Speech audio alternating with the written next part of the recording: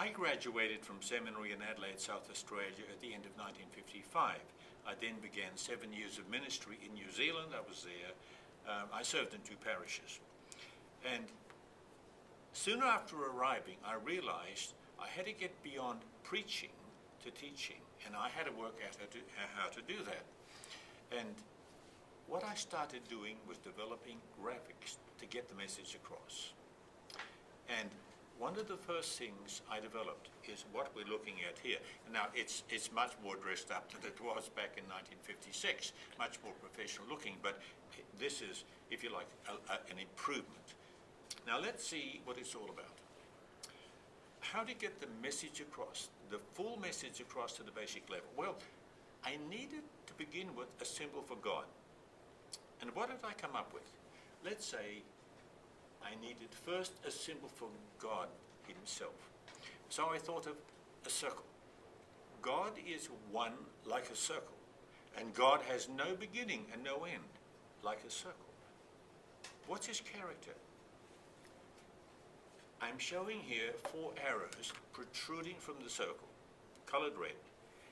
They depict God's love, and God's love is always that which flows out from God. Love flowing out.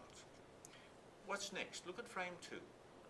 Well, he created the universe. Simplifying it, he made the sun and the moon and the stars. He made the ground, planet Earth, on which we walk, and he made a man and a woman, and see their hands are raised in praise and adoration. How were they to live? Look at frame 3. He made us to live to serve him by serving each other. And so again you see the hands raised in praise and adoration, and an arrow going from each person to the other. Now, wouldn't life on planet Earth be absolutely wonderful if everybody understood this and lived it out? But something went wrong. We refer to it as the fall. Now let's look at frame 4. Humanity has changed. Humanity does not live anymore to serve God by serving neighbor. Humanity now lives to serve self. And so we see that circle turned in on self. And look what's happened to male and female. You see the break? Here you have no break. Here you have a break. People want to live for themselves. What else shows up?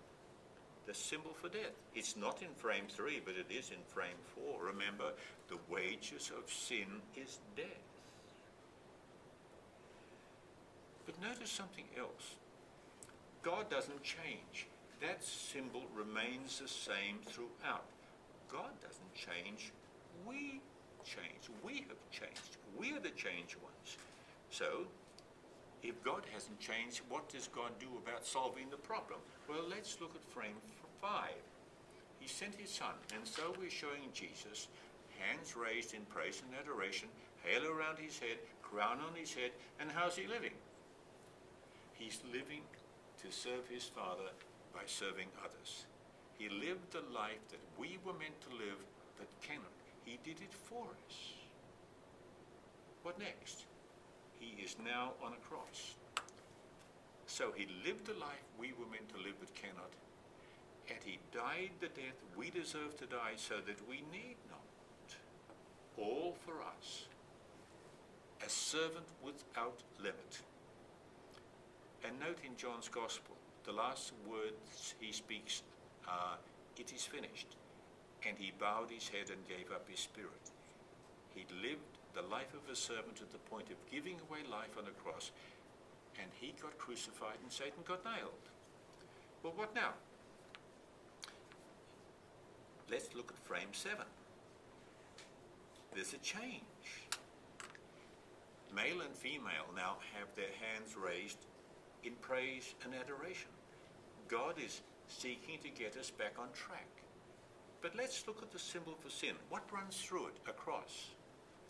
God has declared us forgiven. He's not saying, I'm thinking about forgiving you. I've got to work out some way to do it. He's saying, I have solved the problem. I have declared you forgiven. I love you. So we have the cross through the symbol for sin. Look at the symbol for death. What's happened? Up here it looks like doom. A skull on a tombstone. What do we have here? It's become a door with slats. We can see through it. We know what's coming. We know that when we pass through that door, we will be in the glorious presence of God forever. And we can wait with great and eager anticipation to see what that's going to mean. So, he's dealt with sin, he's dealt with death. And he's sending the Holy Spirit to help us understand. We're showing the Holy Spirit in the form of a dove. The Holy Spirit is the one who is, if you like, listening to Jesus. Or he knows all about Jesus and so forth. But he's sharing the message with us. He is the interpreter who listens to Jesus and shares the message. And wants us, or is working at helping us grow in understanding and faith. And how are we to live? We are to try to live as we were first meant to live. Now, the shape of the arrows is the same. The difference is they are broken. Now, we don't do a perfect job of living to serve God and others, but we are to try to do what we were first made to do. What else? One frame to go. Frame 8. When we have finally passed through that final gate to enter the life to come, we shall again be living to serve God by serving others perfectly. God will get us back on track.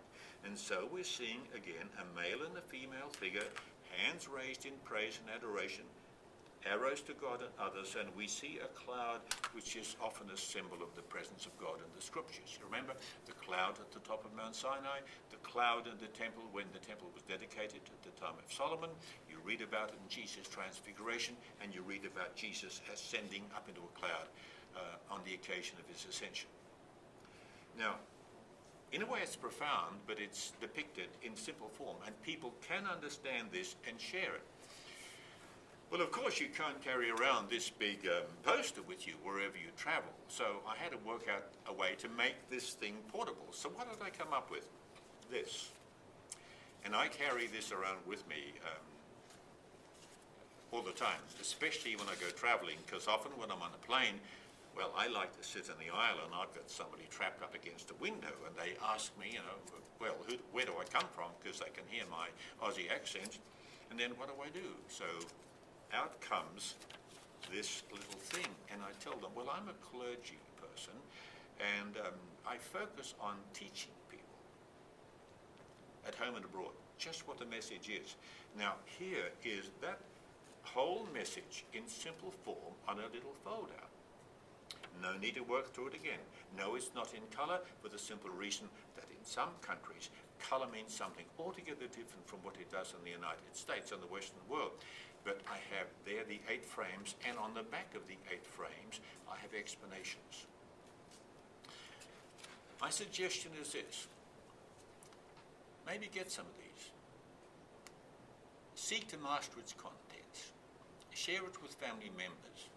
Share it with friends. Share it with associates. Maybe run a little program in the congregation in which these are made available to families and to individuals so that they can share it with each other, and then maybe they will be inspired to share it with those outside the congregation. Well, this little folder has literally touched millions of lives around the world. I'd be happy if you'd join the community so that heaven might be a little more crowded as a result of the use of this snapshot of the biblical divine plan. God bless you.